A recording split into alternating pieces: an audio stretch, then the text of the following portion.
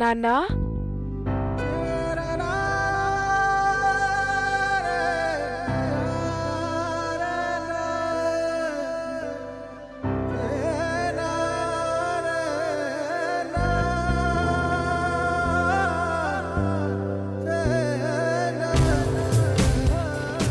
మిమ్మల్ని నాన్న అని పిలిచినందుకు ఆశ్చర్యపోతున్నారు కదా నాన్న. అమ్మని మీరు చివరి కోరిక కోరినట్టే నాకు కూడా మిమ్మల్ని నాన్న అని పిలవాలనిపించింది నాన్న.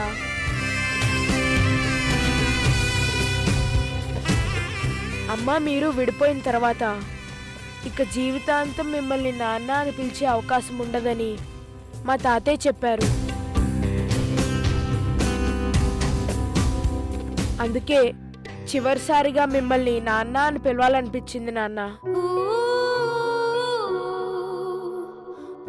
పంతులు గారు పిలుస్తున్నారు, పదండి నాన్న. చీకటి చేతనే బ్రతుకులో ఓరే పని ఉందని తెలుసుకో.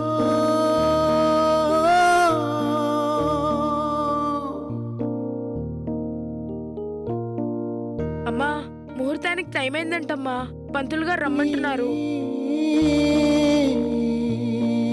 లే అమ్మా.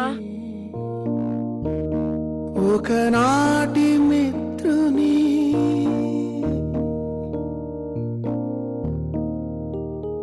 గుర్తుపడతావా?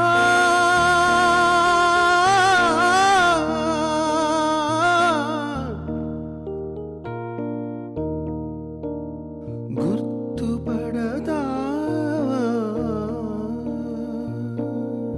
కల్లలా నిజాల కనులు చెప్పే కథలు మరలా మనుషుల ఉన్న కొన్నాళ్ళు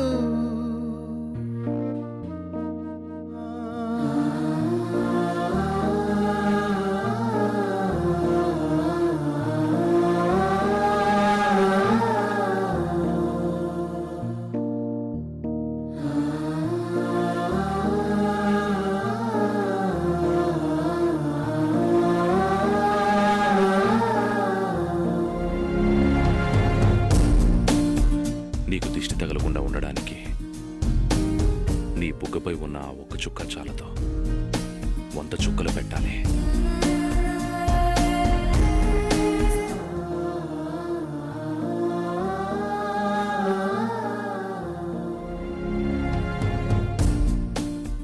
నీకు దిష్టి తగలకుండా ఉండడానికి నీ బుగ్గపై ఉన్న ఆ ఒక్క చుక్క చాలతో 100 చుక్కలు పెట్టాలి.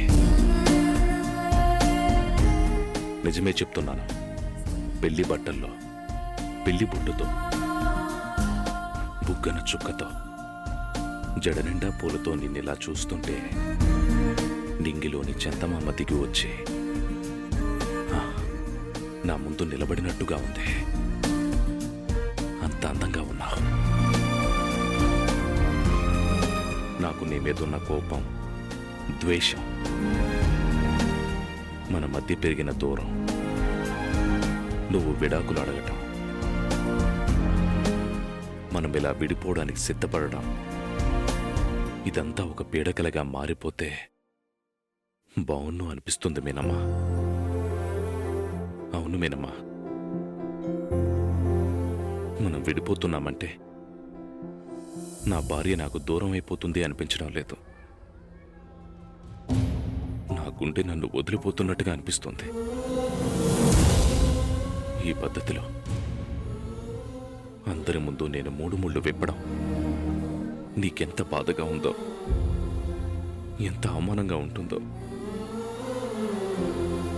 ఇలాంటి పరిస్థితి మరో ఆడదానికి రాకూడదని నువ్వెంతగా కుమిలిపోతున్నావో నాకు తెలుసు మీనమ్మా.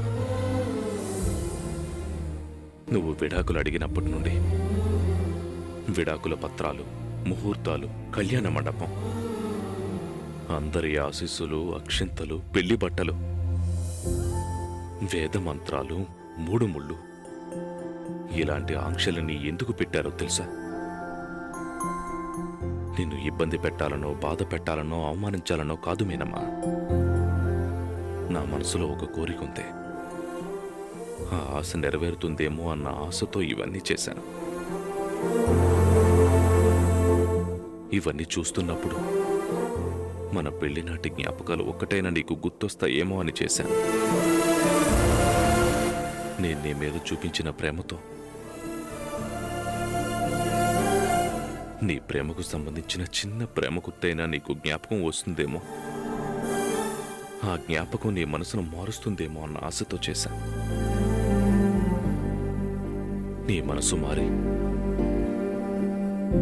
నన్ను, నా ప్రేమను అర్థం చేసుకుని మనం విడిపోకుండా కలిసి ఉందామని అంటావేమోనన్న ఆశతో, స్వార్థంతో ఇవంతా చేశాను.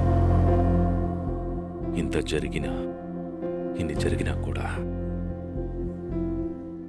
నీ మనసు మారలేదు, నీ నిర్ణయాన్ని వెనక్కి తీసుకోవడం లేదు అంటే నా ప్రేమ కన్నా నీ నిర్ణయమే గొప్పదని నాకు అర్థమైంది. చాలా సంతోషమేనమ్మా. ఇన్నాళ్ళు నీ మీద చూపించిన ప్రేమ గొప్పది అనుకున్నాను. నేను నా భార్యని ప్రేమించినంతగా ఇంకెవరూ ప్రేమించుండరు అని అనుకునేవాణ్ణి. నా అభిప్రాయం తప్పని, నా ప్రేమ నిజం కాదని నువ్వు నిరూపించావు మీనమ్మా. నా ప్రేమ నిజం కాకపోయినా నీ కోరిక తీర్చడం నా బాధ్యత. అనురాగమే మంత్రంగా, అనుబంధమే సూత్రంగా, మమత కొలువులో జరుగు పెళ్లికి మంగళ వాయిద్యం పలికింది ఆహ్వానం. ఓ మంగళ వాయిద్యం పలికింది ఆహ్వానం. అనురాగమే మంత్రంగా.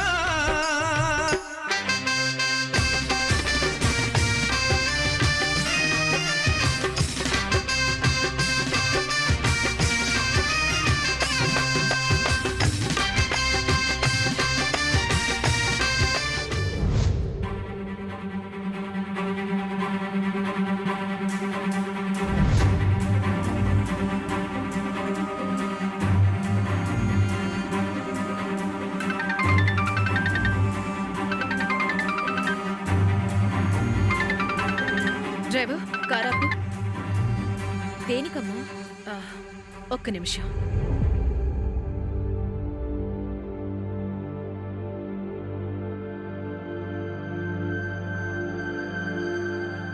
చెప్పండి ధర్మారావు గారు.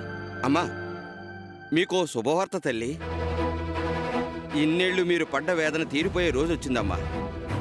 ఆ దేవుడు మీ మీద దయ చూపించాడమ్మా. చెప్పండి. ఆ పెయింటరు మీ అబ్బాయి ఫోటో వేశాడమ్మా. ఏమన్నారు? నా కొడుకు బొమ్మ వేశాడా? అవునమ్మా. మీరు చూసారా? ఎలా ఎలా ఉన్నాడు నా కొడుకు? మీ కొడుకు ఎలా ఉంటాడమ్మా? మీలాగే మీ పోలికలతోనే ఉన్నాడమ్మా. చాలా బాగున్నాడమ్మా. అవునా? అవునమ్మా. ఆ ఫోటో ఇప్పుడు నా దగ్గరే ఉంది. మీకు చూపిద్దామని మీ ఇంటికి వెళ్తే మీరు పని మీద బయటకు వెళ్ళారని చెప్పారు. మీకు ఆనందం కలిగించే ఇంకో మాట చెప్పనా అమ్మా? ఏంటండి? మీ అబ్బాయి ఎవరో నాకు తెలుసమ్మా. నా కొడుకు మీకు తెలుసా? తెలుసమ్మా. ఈ ఫోటోలో ఉన్న అబ్బాయిని నేను ఒకసారి చూశాను. చూడడమే కదమ్మా, ఒకసారి కలిశాను కూడా. అవునా? అవును తల్లి. నేను మీ అబ్బాయిని అనుకోకుండా ఒకసారి కలవడం జరిగింది. చాలా మంచివాడమ్మా. నేను అతన్ని చూశాను కాబట్టి మీరు మీ అబ్బాయిని వెతకడానికి పెద్దగా కష్టపడాల్సిన అవసరం లేదమ్మా. ఇప్పుడు నేను మీ ఇంటికి దగ్గరలోనే బయట ఉన్నానమ్మా.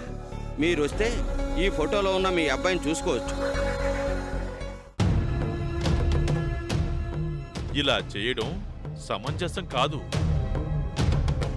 నువ్వైనా విడాకులొద్దని నీ భర్త వాసుదేవ్కి చెప్పమ్మా. మా అమ్మ నన్ను దగ్గర తీసుకెళ్ళు.